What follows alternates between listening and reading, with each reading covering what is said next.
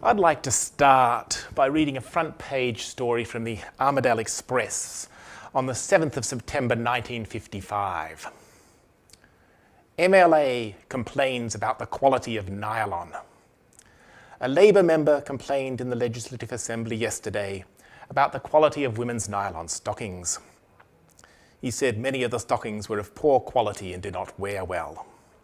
The member, Mr. J.E. Cale, Armidale, asked the Minister for Labour, Mr. Lander, if he could do something about it. Mr. Lander smilingly replied, "Nylon stockings are an important part of women's dress. The member will receive the gratitude of women everywhere for raising the question." He promised to inquire into the complaints. Questioned yesterday, an Armidale housewife said that the greatest need was for treating nylons so they would not ladder. "They don't wear out," she said. "The CSIRO might be able to do something about this," the housewife added. It's good to see that our parliamentary representatives were on the ball. But it also does highlight that women's fashion is, and always has been, an important aspect of society. Women's clothing is an important part of household expenditure. It currently represents about 1.5% of the Consumer Price Index, but this is an all-time low. When the CPI was introduced in 1948, women's clothing was over 10% of the total. In 1956, which is about when we were talking, it was still over 8%. Consistently, the percentage of women's clothing has been about double that of men's clothing. An exception to that, for some reason, was in the early 70s. Can anyone remember the early 70s? Well, for some reason, people were spending about the same amount on men's and women's clothing then. They came quite close, with women at 4% and men at 3.3% of the Consumer Price Index. So, what was the situation in Armidale in the 1950s? At that time, Armidale had, and still has, a tri-weekly newspaper, the Armidale Express. This had been established in 1856 and is the third oldest surviving regional newspaper in in New South Wales. At least 5 department stores consistently advertised women's clothing in the Express. They were Hannah's, Jury's, Richardson's, Rockman's and Surrey's. Some manufacturers, notably Stamina, ran ads independent of retailers, mainly for men's workwear and school uniforms. There was also some advertorial, where the paper included photographs of women in attractive garb as filler, which had presumably been provided by the manufacturers. Interestingly, sometimes manufacturers were not mentioned, as in this caption. "The building of the pyramids in modern design highlights this bare-shouldered cotton frock, which is softly pleated and draped with a full airy skirt." One wonders who is benefiting from this information apart from the newspaper, who's managed to fill in 6 column inches. Usually, however, information was provided about the maker. "Slim skirt in fancy woolen fabric which has 6 kick pleats to give freedom of movement. It's finished with a leather belt by Lana Dials." Or, "From Ferdinandi of Rome comes this town and travel coat of geranium red wool tweed." Mentioning the colour is actually quite important, since most printing, even the catalogues of big department stores in Sydney, was in black and white. As Brian Woolley, a salesman in Sydney whose company did work for Anthony Horden's David Jones, Grace Brothers and Farmers, recalls, they did colour work and black and white. Mainly for advertising, because in those days you didn't have much colour work in advertising, but mainly for brochures you'd have colour work. Juries had been established in about 1930 by Lebanese immigrant William Jury, and they began regularly advertising in the Armidale Express in September 1954, on Wednesdays, and often on page 2. Most of the time they included an illustrative block, though purely text ads were quite common too. It's interesting to see what brands and types of clothing women's clothing juries promoted, because this says something about what was being worn in Armidale and the New England region at that time. They included American brands such as Cole of California and Betty Barclay, English brands such as Horrocks's, and Australian brands such as Awin and Adeline. A range of lingerie brands included the South African Prestige, American Hickory and Diome, and the English Luster. So where did the illustrations come from? Mostly, they were supplied by the manufacturer. or distributor who would commission an illustration and get it reproduced by a photo engraver. As Ken Lindop reported to me, if you made women's hosiery ads, you'd make one plate, and if it was going to be printed in all those country presses, you needed stereos, which were reproduction molds. So often we would supply one plate and maybe 50 stereotypes, which would come out of the company as well, which were just dead copies of the original at a lot cheaper rate as well. The illustrations were mainly done by hand. Fred Hawksley, a designer, reports, all artwork was drawn as black and white illustrations. We were working on such things as scraper board, we'd do black and white line illustrations, and you could do colour illustrations. All these would then be photographed and produced to various sizes and cut and pasted down on board, cardboard, as to what was defined as camera-ready art. It would then go to the printing process.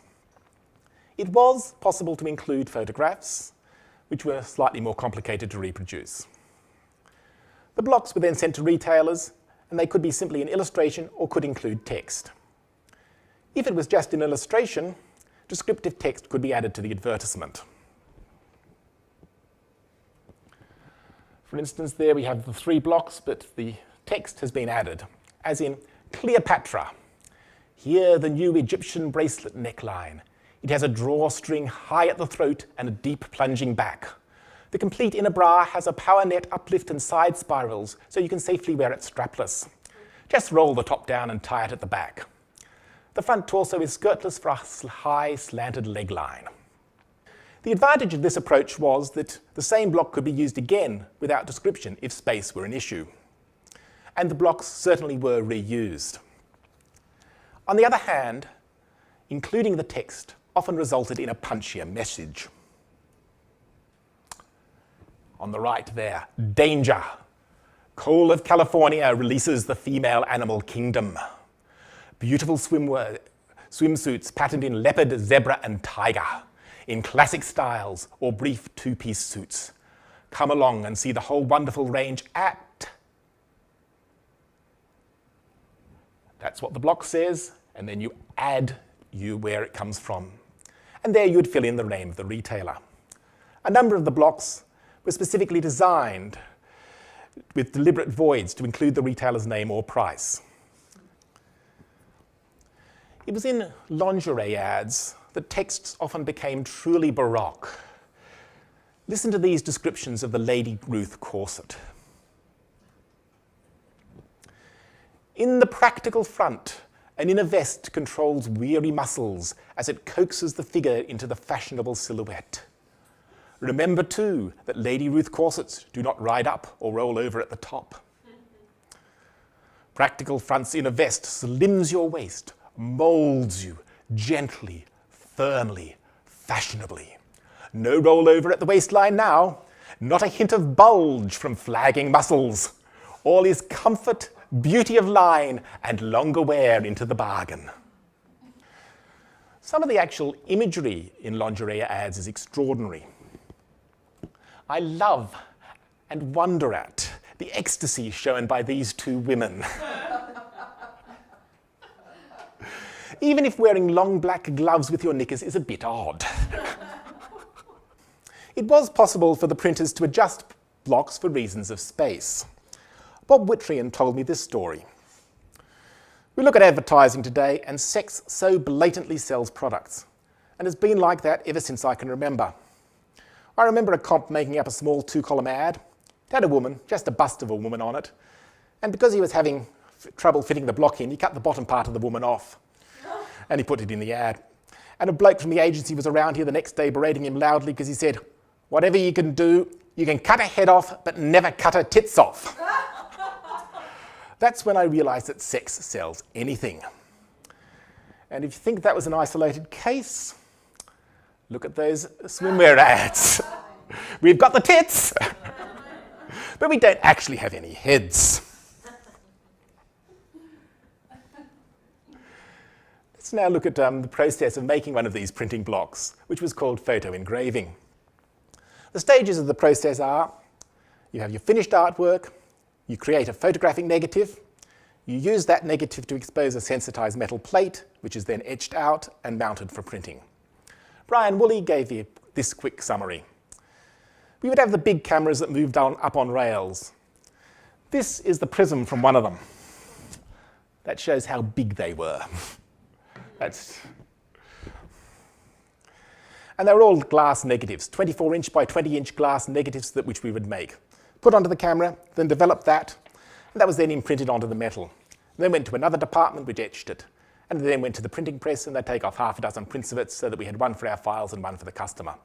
And then it had to be mounted, and it went to another section there. It was all on one level, then it went off to the customer.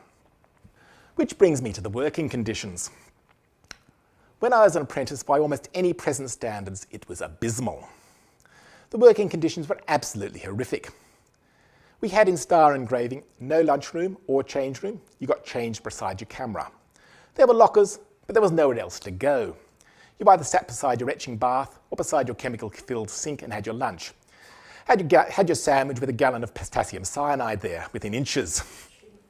No ventilation, certainly no air conditioning, no heating, not much except a tea lady, which I think we'd be better off not having.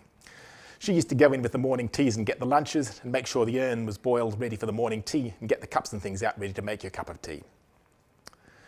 I made a list for one of our colleagues who was ill with cancer, and he asked me to make a list of some of the chemicals we used. I listed the things. Collodion. This was for the wet process. Collodion was a material called gun cotton dissolved in ether. So you'd breathe that in all day to the extent that it would take a couple of hours on your way home to stop exhaling. You'd absorb it into your lungs, and people would ask you on the train, "Do you work in a hospital?" It smelt like a hospital. We used potassium cyanide in 1-ounce eggs. They were egg-shaped. The first job in every morning was to mix up a gallon of water and put 80 of these pellets in. It was enough to kill everyone in the Shire. John Jarvis, another bloke I know, described that process. The big 1-ounce pellets of cyanide, it was about 8 to a gallon. You used to mix these by.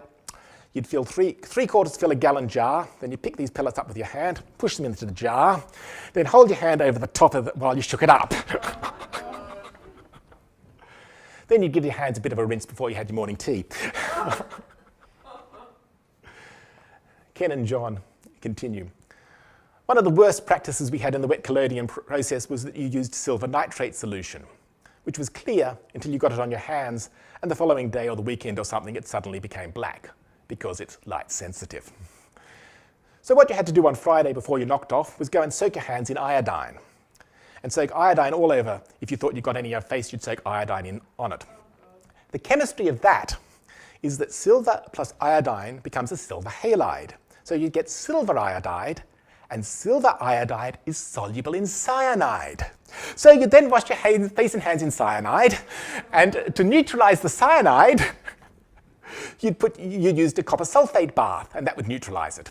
Of course, if you had any cuts or that, the copper sulfate would attack that. When you think back on it, our ignorance of chemicals and occupational health and safety was just abysmal. Absolutely abysmal. We used mercury chloride. It was an intensifier, caustic soda, benzyl, potassium cyanide, ferric sulfide, ferric chloride. When we had to do any prints, ferric cyanide, potassium ferricyanide, ammonium iodide, potassium bromide, sodium carbonate, hydroquinone. I don't know how dangerous that was. Paraformaldehyde liquid and ammonia, sulfuric acid, nitric acid and acetic acid, citric acid, glycerine, galactic acid, formaldehyde, methylated spirits, iodine, albumin. Ammonium bichromate was the subtle one that would accumulate in your body and give you horrific dermatitis, to the point that 2 of the apprentices I started with, who came in the same year, had to get out of the trade. Once you were sensitized, if you walked into a room where it was being used, you'd break out in sores. What I've tried to do in this talk is give you some idea about how advertising was done in the 1950s, both in terms of the cultural viewpoints and the technology that they used. Advertising in print is something we take for granted, and sometimes it's worthwhile just reflecting on what goes behind the final product and how things have changed, particularly in terms of occupational health and safety. But also how things haven't changed, since we still use sex to sell everything. Thank you.